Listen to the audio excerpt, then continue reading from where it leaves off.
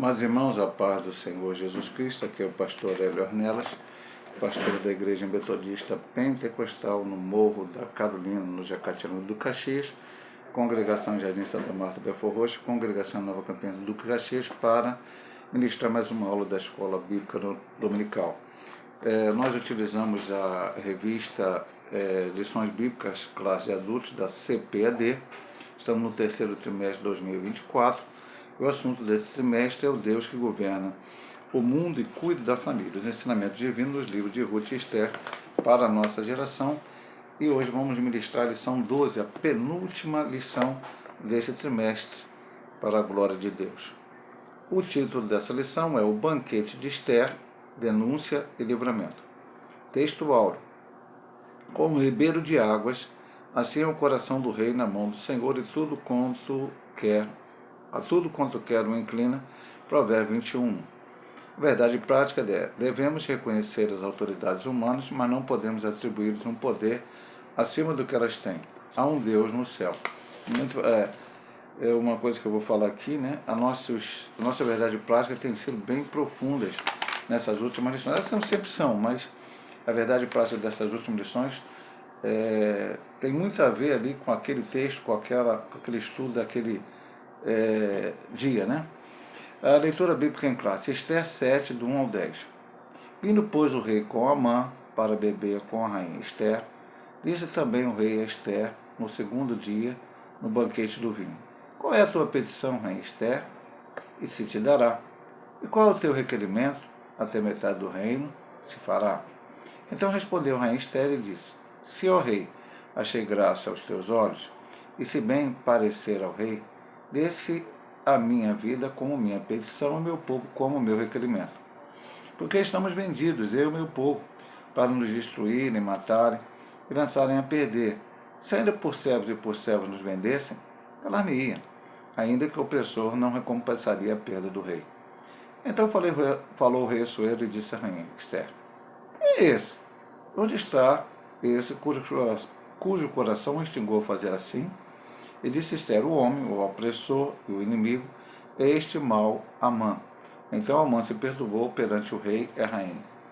E o rei, no seu furor, se levantou do banquete do vinho para o jardim do palácio, e Amã se pôs em pé para rogar a rainha Esther pela sua vida, porque viu que já o mal era determinado pelo rei.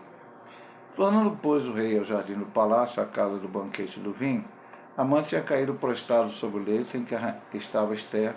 Então disse o rei: porventura quereria ele também forçar a rainha perante mim nesta casa? Saindo essa palavra da boca do rei, cobriram a Amã o rosto. Então disse Arbona, um dos eunucos que serviam diante do rei: eis que também a forca de 50 côvados de altura que Amã fizera para Mardoqueu, que falara para bem do rei, está junto à casa de Amã. Então disse o rei: enforcai-o nela. Enforcaram, pois, Amã na forca que ele tinha preparado para Mardoqueu. Então o furor do rei se aplacou. Vamos à introdução. Na lição anterior, vimos como Deus agiu para alterar todo o cenário em Susã. Mardoqueu foi honrado e Amã humilhado. As condições agora eram outras. Até a mulher e os amigos de Amã já pronunciavam a sua derrota. Tudo será resolvido no segundo banquete oferecido por Esther. Então, temos dito aqui nesses últimos estudos, principalmente completando com essas três últimas lições, né, as duas passadas, e agora, antes de entrar nessa aqui, já falamos nas outras, que essas três últimas lições, né, as duas últimas e essa de hoje, estão interligadas, os assuntos em que nelas acontecem. Vimos, depois de Amã ter feito esse projeto junto ao rei de eliminar os judeus, quando, na outra lição, Mardoqueu convence a Esther a que ela pudesse chegar diante do rei. E para que isso fosse feito, ela tinha falado da dificuldade, 30 dias sem comparecer diante do rei.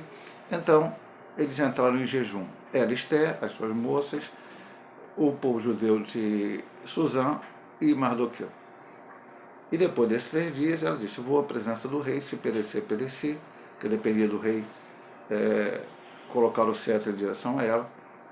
E veja bem, meu amado irmão, o que temos ensinado, e por isso nós repetimos nessa lição. Pode ser que o irmão esteja vendo esse vídeo, mas não viu os vídeos anteriores. Deus deu toda a estratégia.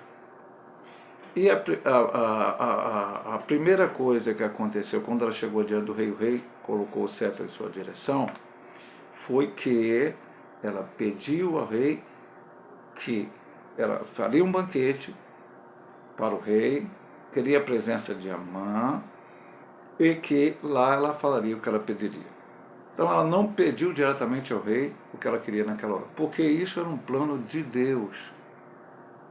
Na lição passada, nós estudamos que exatamente nesse interregno entre o primeiro... Aí ela teve o banquete, não, ainda teve o banquete.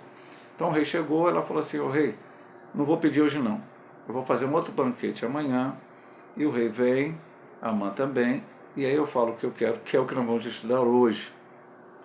Entre um banquete e outro, aí foi a lição passada onde Deus agiu, tirando o sono de Assuero. E quando Amã, que havia estado ali e sido convidado, participado do primeiro banquete, sido convidado para o segundo, saiu, ele viu Mardoqueu, ele ficou enfurecido, chegou em casa, recebeu uma orientação dos seus próprios parentes e então tomou a providência de pedir, fazer uma forca para Mardoqueu. Quando ele volta, ele vai no banquete, então ele faz a forca. No dia seguinte ele vai, era o dia do outro banquete, mas o banquete era à noite, esse banquete aqui. Então ele vai cedo para pedir ao rei que pudesse enforcar Mardoqueu. Chegando lá, o rei que tinha perdido o sono, foi lido diante dele sobre a questão de coisas do seu reino, exatamente no pedaço em que Mardoqueu havia denunciado uma trama de Bigtan e Teres, dois guardas do rei, para matá-lo. O rei verificou, viu que era verdade, matou esses dois homens e não foi livre da morte. E pergunta para as pessoas lá, na madrugada, durante o se ele tinha dado alguma coisa, feito alguma coisa a favor de Mardoqueu, disseram não. Quando chega de manhã, ele está pensando o que vai fazer para honrar Mardoqueu, e pergunta para eles, quem está aí? É o Amã. Quando Amã entra, ele faz a pergunta, o que eu farei, o que você acha que eu devo fazer para alguém que eu queira honrar? Amã esqueceu, nem se lembrou da questão que ele tinha, ele falar sobre Mardoqueu, aquilo virou um segundo plano para ele, para matar Mardoqueu na forca, e falou para o rei que ele então honrasse, pegasse a roupa do rei, o cavalo do rei, a coroa do rei, e um maior servo do rei fosse honrar durante a cidade, falando assim que Deus, assim que o rei quer honrar, aquele que quer honrar e tal. Ele pensou que ele seria honrado dessa maneira, mas na verdade Deus tinha mudado tudo isso, e ele, Amã, foi obrigado a fazer isso em favor de Mardoqueu. Mardoqueu, que passou pela cidade, foi no cavalo do rei, com a roupa do rei, com a coroa do rei, e Amã levando o cavalo. Quando acaba aquilo tudo, Mardoqueu tira aquelas roupas, devolve e volta para a sua posição. A gente viu semana passada a humildade. Até na lição passada tinha uma frase muito interessante. Nós não temos que pedir que as pessoas nos elogiem, que as pessoas nos honrem. Isso tem que ver naturalmente e principalmente da parte de Deus. E Amã volta para casa enojado. Quando ele chega em casa, conta a sua família, acaba recebendo a notícia de que a própria família não dá uma palavra boa para ele, dá uma palavra que ele teria dificuldade, já que Mardoqueu era da semente dos judeus. E ainda quando ele está falando, vem os servos do rei e o trazem para o segundo banquete, que é esse que nós vamos estudar aqui. E eu quero recordar, porque eu achei tão importante, meu amado irmão, duas coisas que estão na introdução das duas lições passadas. Na lição de 10, que é o plano de livramento do papel de Esther, deixa eu ver aqui.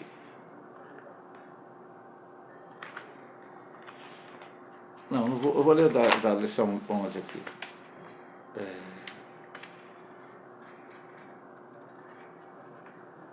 A lição 11, vou ler aqui da lição 11. Diz assim: Deus sabe o que estará nos jornais de amanhã.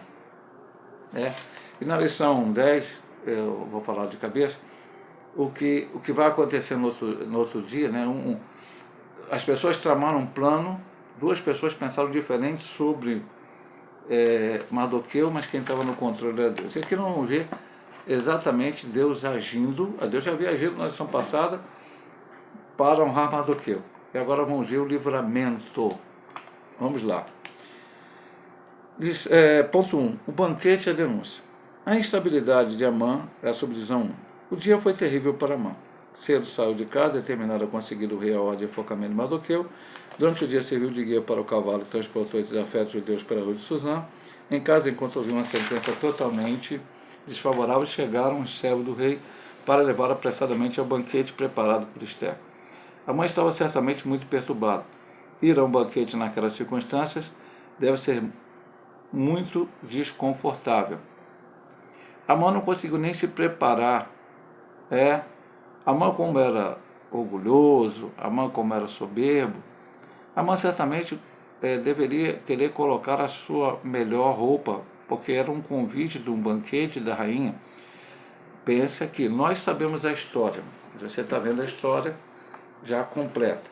Eles não sabiam. Embora houvesse acontecido a situação referente a Mardoqueu, Amã não sabia o que ia acontecer lá. Para ele, a princípio, Esther o estava chamando para um banquete como uma honraria. Ninguém mais foi chamado no reino. Ela ia fazer um banquete do vinho para o seu esposo, o rei, e o único servo chamado foi Amã. Amã já tinha sido colocado pelo rei numa posição tão grande, Amã já tinha conseguido que o rei lhe desse condições de fazer aquela lei para o extermínio dos judeus, para se vingar de Mardoqueu e de todos os judeus, e agora ele recebe um convite para um banquete.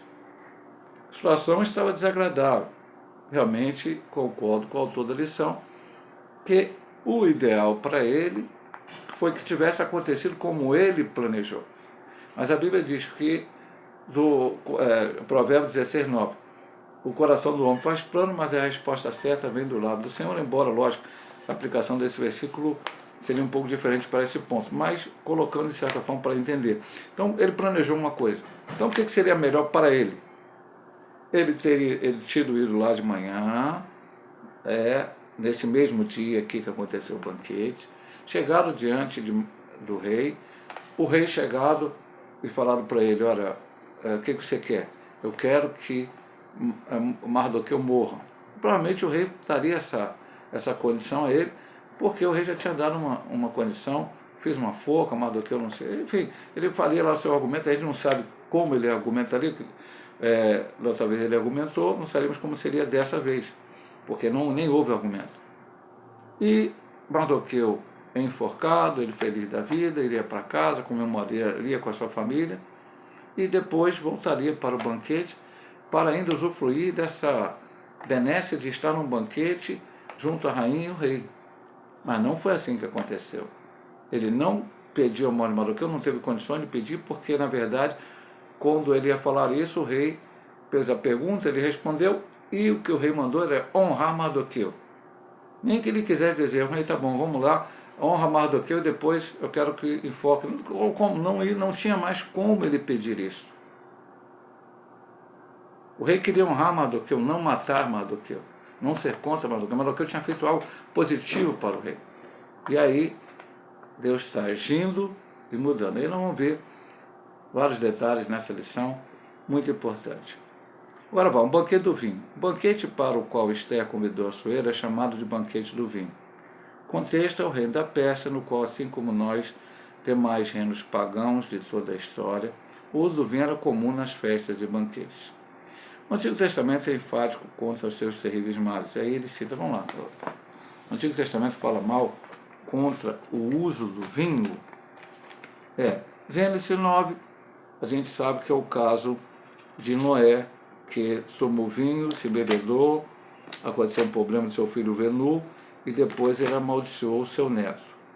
Mas vamos lá, Provérbios, capítulo 23, vamos lá, vamos ver que o autor do livro de Provérbios, que é um livro de conselhos, de sabedoria, nos fala a respeito do vinho. 29 a 35. Para quem são os ais? Para quem os pesares? Para quem as pelejas? Para quem as queijas? Para quem as feridas sem causa? E para quem os olhos vermelhos? Para os que se demoram perto do vinho, para os que andam buscando bebida misturada. Não olhes para o vinho quando se mostra vermelho, quando resplandece no copo e se escoa suavemente. No seu vinho morderá como a cobra e como o basilisco picará. Os teus olhos orarão para as mulheres estranhas e o teu coração falará perversidade. Serás como que dorme no meio do mar, como que dorme no topo do mastro, e dirás, espancaram-me e não doeu, bateram-me e não o senti. Quando virei despertar, ainda tornarei a buscá-lo outra vez. Então a gente vê algumas expressões referentes ao uso do vinho no Antigo Testamento. Ainda havia expressa proibição para os sacerdotes, uma demonstração da necessidade de fazer uma clara distinção entre o santo e o profano, conforme acentua a Bíblia de Estudo Pentecostal. Quanto à questão do sacerdócio, nós estudamos um trimestre passado, eu não me lembro qual, alguns trimestres atrás, e houve a questão dos dois filhos de Arão, Nadab e Abiú, que entraram com fogo estranho e foram exterminados pelo Senhor. Logo depois, há essa ordem para que os sacerdotes não tomassem vinho. Então, subentende-se, a Bíblia não diz claramente, que provavelmente eles estavam alterados pela bebida quando assim o fizeram. Então, a ordem do Senhor foi exatamente para evitar essa situação. Estudamos isso no estudo da escola dominical.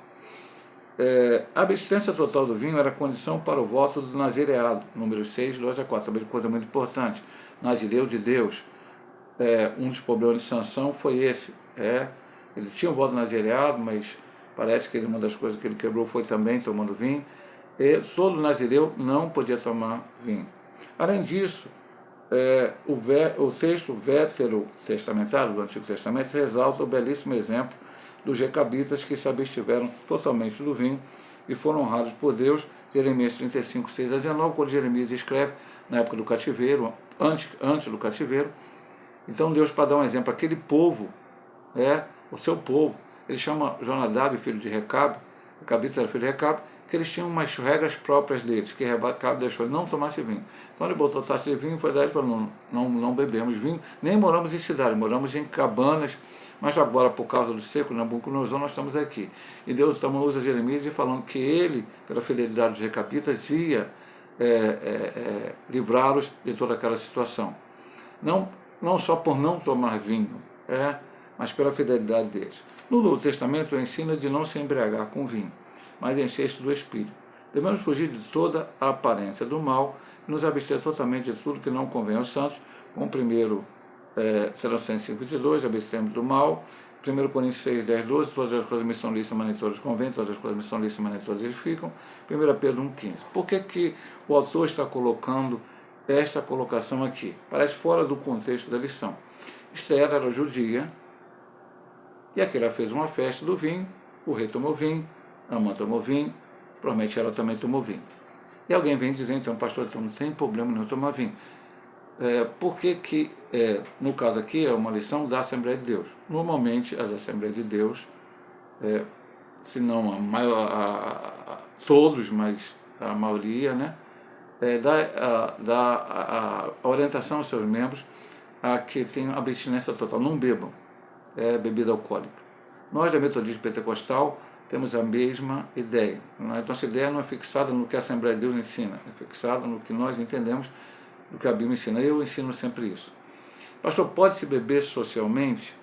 Meu irmão, você pode, porque a Bíblia só proíbe de embriagar. Por que eu dou orientação se alguém perguntar, pastor, devo beber? Eu digo, de preferência não. Por todos esses textos que aqui nos diz. Veja que o provérbio fala da dificuldade. Às vezes você viu o que está escrito no provérbio? Não olhe o vinho quando está vermelho. Mais adiante, não foi citado em provérbio, a mãe do rei Lemuel, lá no finalzinho, acho capítulo 30 ou 31, o provérbio disse só, não é bom para os reis tomar vinho. E a gente vai ver alguns episódios de pessoas que se embriagaram e fizeram coisas erradas, como Herodes, naquela época em que a filha de Herodias dançou diante dele e mandou matar o próprio João Batista. Vemos aqui o rei se embriagando logo na primeira eleição de Esther, não sei quantos dias, bebida liberada. Nós vemos muitas coisas que eram ruins. Eu, especialmente, tenho um particular meu, que eu penso da seguinte maneira: você não se embriaga com... Você não começa a ficar viciado no vinho, já vai bebendo, sei quantos copos de bebida alcoólica. Não, você vai, começa com um vinho, socialmente, daqui a pouco dá vontade de tomar mais e vai tomando até que você perde o controle. Uma segunda coisa, eu como pastor principalmente, todos nós como cristãos temos que dar exemplo a pessoas que entram na igreja e saíram do vício. Eu cuidei, juntamente com a igreja, de uma pessoa, não vou citar o nome aqui no vídeo, porque não, acho que não é coerente citar nomes, que essa pessoa era um alcoólatra que nós levamos para um centro de recuperação, ele ali se recuperou. Depois ele teve uma caída, mas graças a Deus hoje ele está firme na igreja, não está na minha igreja, mas está em outra igreja, servindo ao Senhor, uma bênção. E ele, quando ele saiu do centro de recuperação, ele veio morar perto da igreja, alugamos uma propriedade lá, um quartinho para ele morar, tal, uma kitnet. E ele era um ex-alcoólatra. Eu sempre dou esse exemplo. Ele vinha na minha casa, ele vinha muito na minha casa porque ele queria conversar comigo. Ele chamava eu de pai, a minha mulher de mãe, as minhas filhas, que eram adolescentes, de mães, porque ele não tinha família ou estava afastado da família, e ficava aqui na minha casa vários tempos. E às vezes ele falava: pastor, eu quero uma água, vai lá, pega água lá pode ir lá pegar água. Eu tratava ele como alguém de casa, parente. A pessoa, se ele abre a minha geladeira e lá vê uma cerveja ou vê um vinho. Então, é exatamente por isso que eu recomendo não beber, e é mais ou menos isso que o autor da lição está querendo dizer nesse ponto. Mas vamos lá para o assunto principal. O assunto principal é o livramento, e é esse que nós vamos estudar na continuação aqui.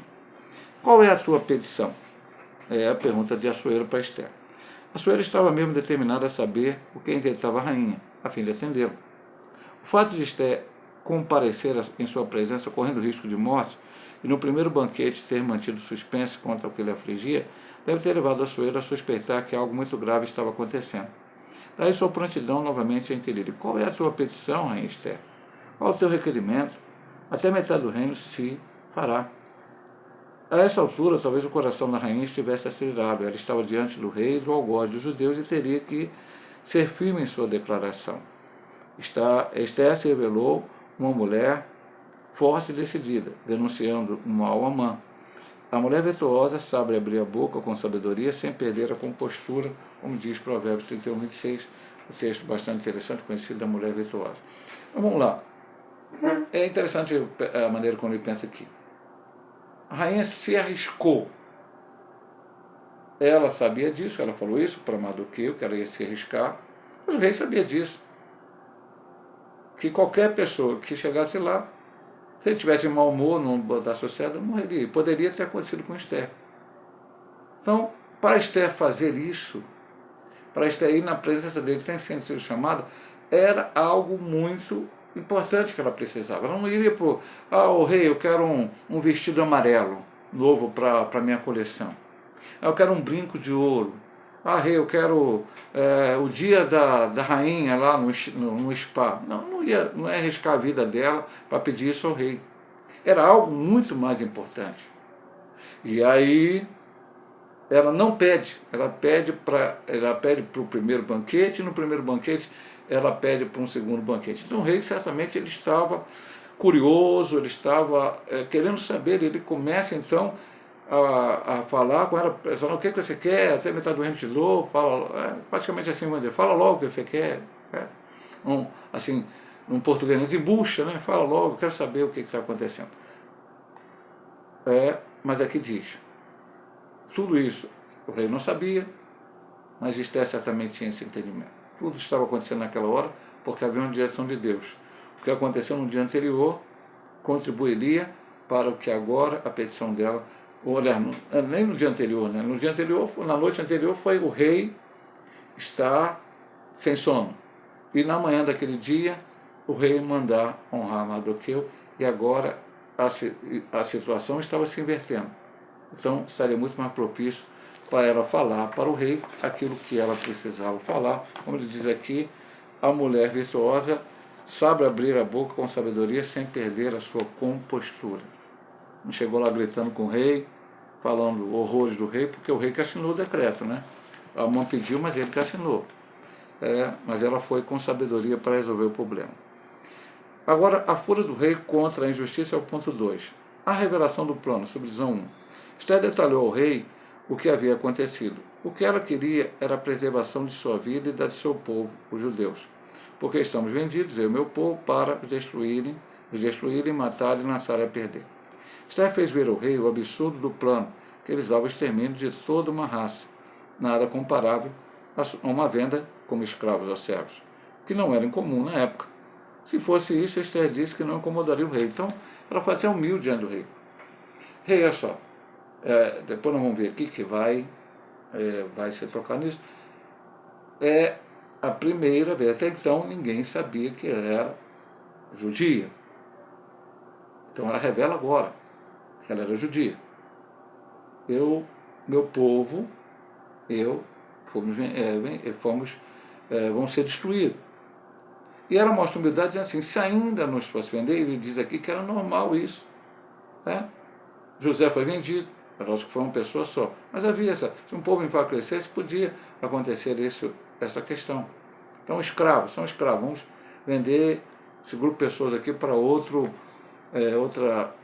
pessoa, outro reino, enfim. Ok? Ela falou, se fosse isso, nem incomodava o rei. Ela quis mostrar ao rei, teve sabedoria vinda do céu para mostrar ao rei, o quanto aquele plano que o rei havia anuído, dando o anel para Amã fazer o que ele fez, era um plano maligno, ruim, injusto, enfim, qualquer coisa que você possa colocar de forma negativa. O rei precisava entender esta situação e Esther teve a sabedoria vinda do alto para mostrar a ele. Não apenas chegar para o rei e dizer, rei, olha só, eu sou rainha, meu povo judeu, eu quero meus direitos. Não, ela mostrou para ele que aquilo não era correto. O rei viu que aquilo era errado. Vamos lá. Quem fez isso? É a pergunta do rei que nós vamos ver aqui. A pergunta de Assuero pode parecer estranha. Não era razoável que não tivesse conhecimento da extensão do decreto assinado em seu nome. Ele reporta aqui a Esther 3. A gente já estudou essa lição. Todavia, não se pode presumir que um rei ou qualquer governante sabe em detalhes tudo o que acontece no seu palácio ou jurisdição. Às vezes, até aos pais escavam fatos próximos aos seus olhos. Não era de todo irrazoável, portanto, que Assuero estivesse surpreso com a notícia trazida pela rainha. Ou então a surpresa deveu-se ao fato de saber que se tratava do povo da rainha, já que até então Assuero não sabia que Esther era judia. De qualquer forma, era resultado do excesso de poder concedido a Amã. Mas com quanto tivesse concedido amplos poderes ao Gagita, o quadro agora era outro. Assuero amava Esther, como está em Hebreus 2,17, em Esther 2,17. Amã foi longe demais. Nas famílias ou em qualquer grupo social, a convivência legítima deve ser respeitada. Cada um deve entender seu próprio limite e não abusar de direitos ou medir força no estilo de ou ele, ou ela, ou eu. Fazer isso é atrair o mal para si mesmo em um efeito bumerangue, como aconteceu com Amã. Então, Amã ficou com raiva de Mardoqueu. Ele podia ter tentado se vingar de Mardoqueu. A vingança é ruim, não concordamos com ela, mas digamos que ele fizesse isso. Mas ele foi mais além. Ele queria atingir o povo de Mardoqueu porque ele entendeu que Mardoqueu não se dobrava diante dele porque ele era judeu, porque o judeu não se dobrava diante de ninguém, a não ser diante de Jeová. Então, ele faz esse plano. Mas ele faz o plano sem pensar, vingança, eu vou fazer, E essa atitude que a gente tem que ter cuidado, um pouco que ele fala aqui. A gente às vezes se sente numa situação superior a alguém e a gente quer impor a essa pessoa que faça o que a gente quer. Porque ele fala aqui, ou eu, ou ela, ou eu. Então a gente pega uma pessoa, bota na parede e diz, você escolhe, ou fulano, ou eu. Ou essa situação, ou aqui. E a pessoa fica, porque a pessoa muitas vezes não quer. Um exemplo que ele pode estar dando isso aqui. De repente um casal vive ali, mas um dos dois, ou o marido ou a mulher, tem uma mãe ou um pai doente, que já não é viúvo, alguma coisa assim, e tem que vir ali ajudar. De repente, essa vinda de um parente, é um pai, uma mãe, para morar junto com um casal, traz algum desconforto. E de repente, este outro cônjuge chega para a pessoa e diz: ou esse seu parente aqui, que precisa de ajuda, ou eu. Não, não pode ser assim. Porque eu estou pensando só em mim. A mãe estava pensando só nele, e por pensar nele, isso aqui acabou voltando contra ele mesmo. Ele veio do bumerangue. Bumerangue é uma coisa que a gente joga e ela vai voltar para o meu lugar, da onde ela foi lançada. Então, foi lançado o bumerangue. Então, o efeito voltou para ele mesmo. Porque ele lutou contra o povo judeu, só que ele não sabia que a rainha Esther, esposa de Assuero, ela era judia e que o rei amava ela.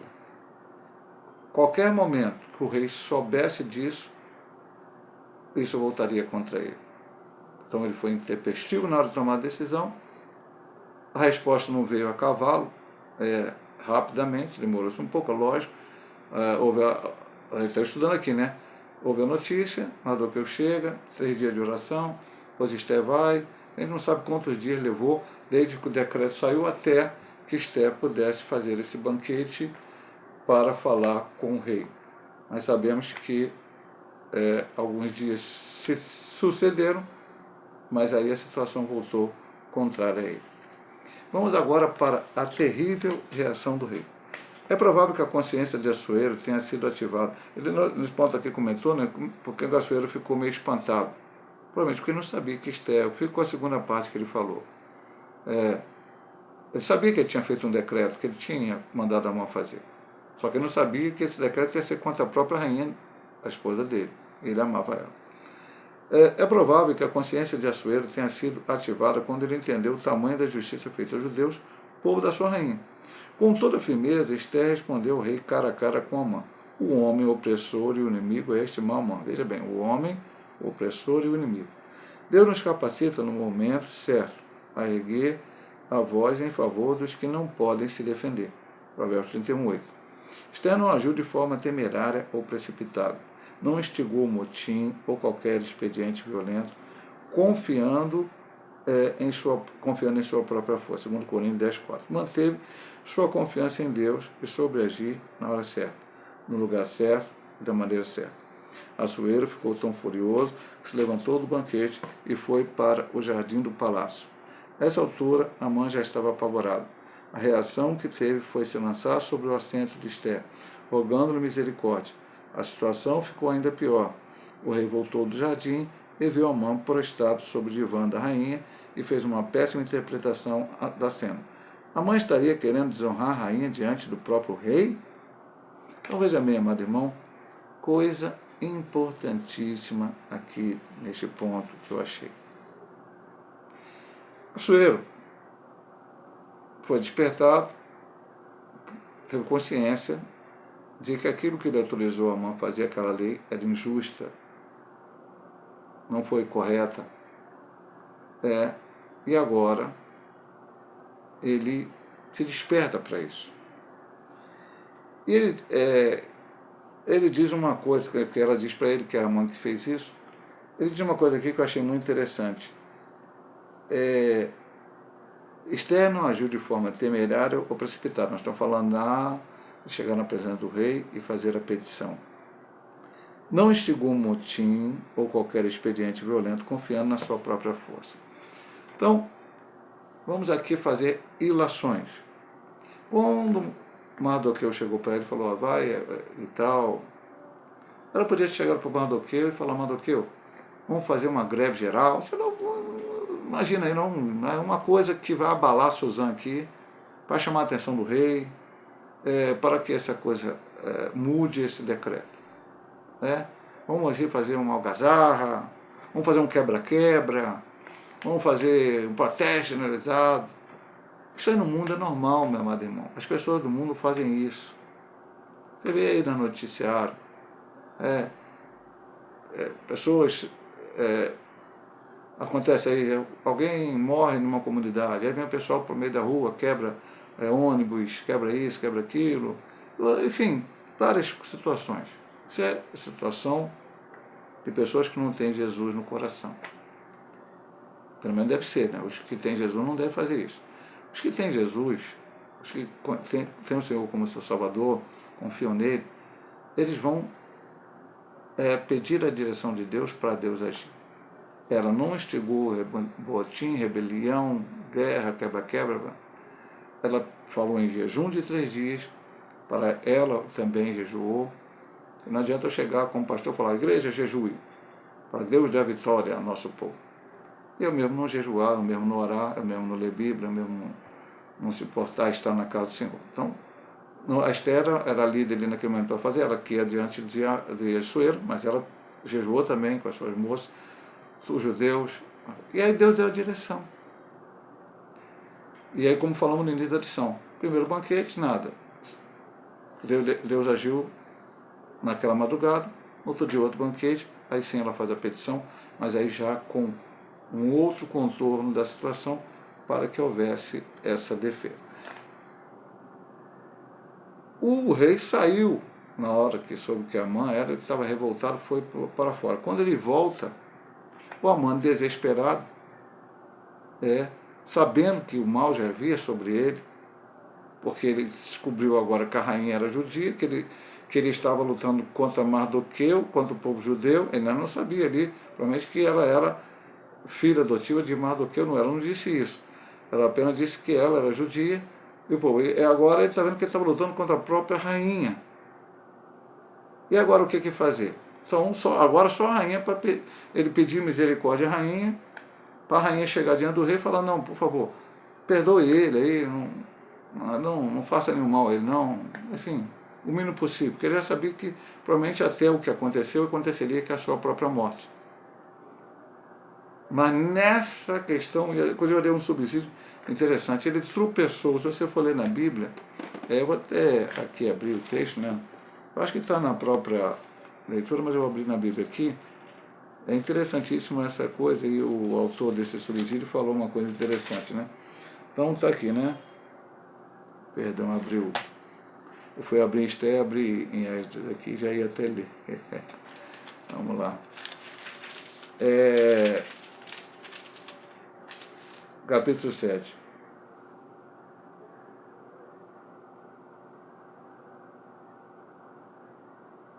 Não chega a dizer que ele tropeçou. Versículo 7. O rei, seu coroa, se levantou do banquete do vinho para o jardim do palácio. E Amã se pôs em pé para rogar a rainha Esther sobre a sua vida, porque viu que o mal lhe era terminado. Tornando o rei o jardim do palácio, a casa do banquete do vinho, Amã tinha caído prostrado sobre o leito em que estava Esther. Então disse o rei, porventura quereria ele também forçar a rainha? Então o autor do subsídio fala assim, até esse cair dele pode ser uma coisa de Deus. Fez com que ele caísse ali. Se foi algo dele, enfim. Ele se prostrou ali, até no lugar que não poderia. A Esther estava deitada lá no seu divã, lá no seu lugar, e ninguém podia chegar perto dela, no seu rei, onde ela estava. E ele chegou, e o rei volta, e aí a gente vê aqui no final essa pergunta do rei, será que ele está querendo forçar a rainha aqui dentro do palácio? E aí nós vamos ver o desdobramento final dessa história, não da história total, que nós temos a lição 13, vamos ver o último capítulo, a última parte desse assunto, mas essa parte aqui de Amã. O grande livramento. A história da foca chegou ao palácio. A reação física e verbal de Assuero levou seus servos a entender que a morte de Amã estava decretada. Depois que o rei redobrou seu furor por vê-lo deitado junto à rainha, seus servos cobriram o rosto de Amã.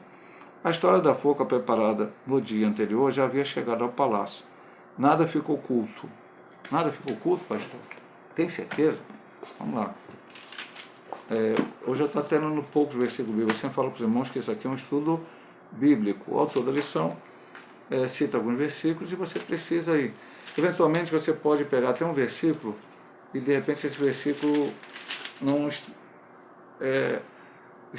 ter sido impresso errado. Acontece, às vezes acontece. Aí você fala, pô, não tem sentido. Mas isso é um entre todos os versículos. Às vezes acontece. Às vezes passa a lição toda e não acontece isso. Veja bem, deixa eu ver aqui, Lucas 12, 2.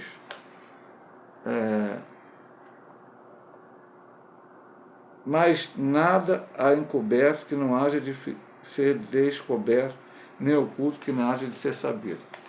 A gente sabe que esse texto fala mais da eternidade, do julgamento final, mas aí nessa terra Deus também revela as coisas. E essa questão aconteceu. Vamos daqui a pouco estudando um pouco, falando um pouco sobre isso. Um dos eunucos, Arbona, sabia até o tamanho, 50 côvados de altura, cerca de 22 metros. Não se sabe por qual motivo Amã teria preparado uma forca tão alta.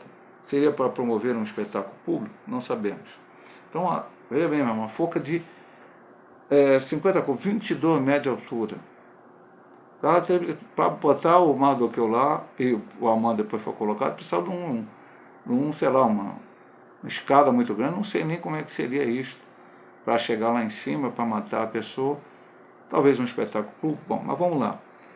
Os judeus, alguma tradição judaica, diz o seguinte: como é que isso chegou lá no palácio para esse eunuco, ou para ter outras pessoas, no caso Arbona, que disse para o rei que Amã tinha feito a forca para matar Mardoqueu?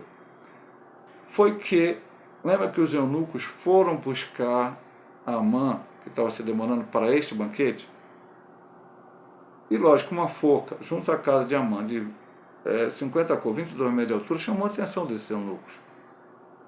E que eles teriam questionado: mas que forca é essa? Uma coisa que foi feita ali. Ninguém tinha, não existia na paisagem, né? É como se hoje a gente fosse num lugar e visse um monumento que nunca vimos naquela cidade. Aí, quem fez esse monumento? Por que fez? Qual a finalidade? Tal, ou alguma coisa parecida. E teriam dito: não, isso aqui o Amã fez para que vai pedir ao rei para enforcar Mardoqueu. E quando acontece o fato, este homem faz lembrar. Eu vejo a mão de Deus nisso. Toda circunstância é a mão de Deus. Ele fala, e aí nós vamos ver o que acontece no ponto seguinte. Aqui está interligado, né? Já você sabe, você lê o texto, a gente lê a leitura bíblica. Amã foi enforcado naquela forca que ele aprontou para Mardoqueu. Tudo mudou. Então, a história da forca chegou ao palácio. Na lição passada dizia assim: o inimigo que foi o autor da bênção, quem definiu como é que seria a bênção, foi o caso que quando Mardoqueu, o rei queria honrar Mardoqueu, foi Amã que disse, sem saber que era Mardoqueu, como é que deveria honrar. Deus faz assim, Deus age de uma forma que a gente não consegue entender, mas que é maravilhosa, gloriosa, louvado seja o nome do Senhor. Os ventos mudaram. Até aquele dia, à exceção de Mardoqueu, todos os servos de Assuero se inclinavam e se prostravam diante de Amã. Mas talvez ele não fosse tão querido assim na corte. Bastou uma oportunidade para um dos oficiais do rei ter a iniciativa de sugerir sua execução, formando Assuero da forca preparada por Amã para Mardoqueu. Em ambiente de poder, às vezes, impera um certo de sistema de conveniência. Muda-se de lado com muita facilidade. Talvez Arbona até tenha feito parte do grupo dos servos do rei que denunciou Mardoqueu para Amã. Agora soube ser bem perspicaz para sugerir a forca para seu ex-superior. Ele não apenas informou ao rei que havia uma forca preparada por Amã para Mardoqueu, mas foi sutil em dizer: aquele que fará para o bem do rei. A insinuação foi explícita e o rei logo acatou. Então vamos lá. Também a tradição judaica, algumas escritos de José, dizem que Arbona era aliado de Amã e que por algum motivo naquele momento ele se tornou contrário, vendo que talvez tudo havia mudado. E não vou levar em consideração que isso seja verdade. Mas é uma grande possibilidade de, por exemplo, Arbona ser um daqueles que disse para para Amã que Mardoqueu não se dobrava. Foi perguntar a Mardoqueu disse, não sou judeu, não dobro, e foi falar para Amã. Mas nesta hora se voltou. Então ele realmente há no meio político, você vamos falar política brasileira, né? Tem o primeiro turno das eleições. Zezinho fala mal de Manelzinho, Manelzinho fala mal de Zezinho, se xingam nos debates, é uma briga tremenda. Mas para o segundo turno, Manelzinho e Zezinho brigaram, mas Manelzinho vai para o segundo turno com Francisquinho. Zezinho, por motivos vários, tem que apoiar um dos dois. E muitas vezes ele vai apoiar o Manelzinho que ele xingou, que ele falou um monte de besteira, tal. Ou, como aconteceu na eleição do presidente, não vou falar nomes aqui, um certo prefeito da Baixada Fluminense apoiou um candidato. E quando esse candidato foi para o segundo turno, esse prefeito da Baixada, não sabendo por que motivo, né, a gente mais ou menos imagina, por circunstâncias que aconteceram depois, apoiou o outro candidato. Então, essa traição na política, no palácio, existe muito. Veja que Eabona foi sutil. O rei, veja que quando o rei falou assim, ele está querendo abusar da rainha, os servos dele cobriram o rosto de Amã, já era um sinal de sentença. Aí Eabona fala, olha só, ele fez uma forca para matar Mardoqueu, que fez bem para o rei.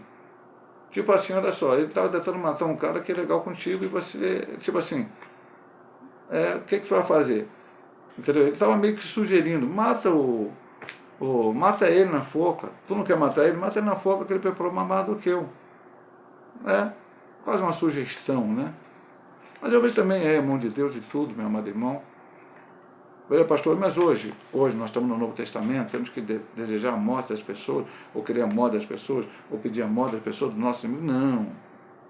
Jesus veio, ele cumpriu a lei, ele trouxe o Evangelho para nós. Temos lá o proto-evangelho no Antigo Testamento, Gênesis 15, Senhor vai, a semente da mulher vai esmagar a cabeça da serpente. Agora o ensinamento é perdão, amor aos nossos inimigos. Está claro no Novo Testamento.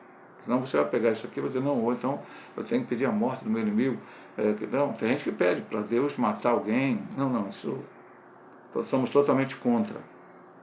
Até o último dia da vida de cada pessoa nessa terra, mesmo o pior inimigo nosso, a pessoa que faz mais coisas erradas, se ele se arrepender, ele vai para o céu, como diz Ezequiel 22.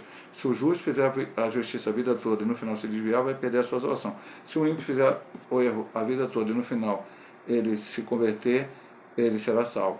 Então, até o último momento da vida, qualquer um pode se converter, qualquer um pode se arrepender e ser salvo. Então, esse é o nosso objetivo. Mas aqui, Amã foi morto. Amã foi destruído. Eu e mais coisas, que provavelmente a gente vai ver na próxima lição. Vamos para a conclusão desta lição. Deus não tem prazer na morte do ímpio, mas que ele se converta e viva. Acabamos de falar isso aqui no ponto anterior. Ele cita, vamos até ler aqui, não vou nem ler Ezequiel, mas vou ler 2 Pedro 3,9. Eu quase abri em 2 Pedro, abri em primeiro aqui. Agora vamos lá, 2 Pedro 3,9, que é o texto que fala sobre a volta de Jesus. O Senhor não retarda a sua promessa, ainda que alguns a tenham por tardia, mas é longando para convosco, não querendo que alguns se percam, senão que todos venham a arrepender-se. Então, todos venham a se arrepender-se. Não há uma parte de Deus que alguns são predestinados para se arrepender, outros não. Ele quer que todo mundo se arrependa, se todo mundo se arrepender, vai todo mundo ser salvo. É o espírito rebelde, quanto mais do homem, que leva à perdição. Aí ele cita novamente Lamentações 3,39, Ezequiel 18, 20, 21. Amando o lugar ao ódio, e planejou de forma implacável e cruel a morte de Mardoqueu e de todos os judeus no reino da Pérsia. Foi enforcado na própria forca que preparou, como está em Esther 8:10. Que o Senhor guarde o nosso coração de toda maldade. Glória a Deus por isso, e guarde realmente de toda maldade. Pastor, por que a Bíblia mostra essas histórias, mostra essas situações, mostram pessoas tão ímpias, pessoas fazendo coisa errada? Mostra exatamente, uma das coisas é para prevenção, para que nós não repitamos esses atos errados. Diz lá em 1 João, filhinho, eu tenho dito isso para que não pequeis. Se pecar, tem um advogado, mas a ideia é que nós não repitamos. Se a Bíblia mostra que Davi adulterou, não é para adulterar, é para fugir do adultério. Se a Bíblia diz que Moisés matou um homem, não é para eu matar, é para que eu fuja disto. Né? Se a Bíblia diz que Pedro negou Jesus 3 vezes, não é para que eu negue Jesus 3 vezes, ou mais ou menos vezes, é para que eu não faça igual Pedro fez. Mas todos esses homens se arrependeram dos seus erros, pediram perdão a Deus, foram perdoados e são salvos. E nós também temos que estar nessa situação. O que as pessoas fazem não podem controlar o que nós temos que fazer de acordo com a palavra de Deus. Aqui neste caso, Amã foi morto, mas não foi Mardoqueu que foi matá-lo.